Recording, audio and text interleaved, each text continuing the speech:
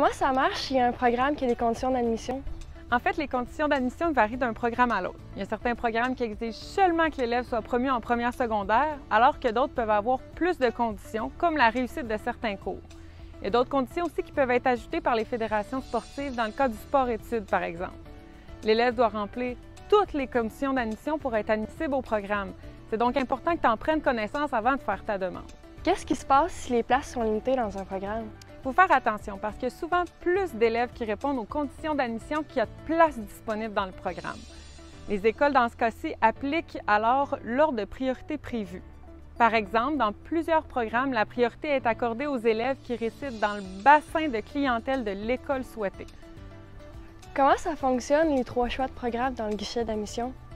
En effet, l'élève doit faire 3 choix de programme, un premier, un deuxième, un troisième choix.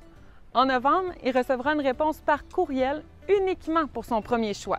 Il peut être accepté, refusé ou placé sur une liste d'attente. S'il est accepté, il y aura 3 jours pour confirmer sa place. S'il est refusé ou s'il est placé sur une liste d'attente, il recevra une réponse un peu plus tard pour son deuxième choix de programme.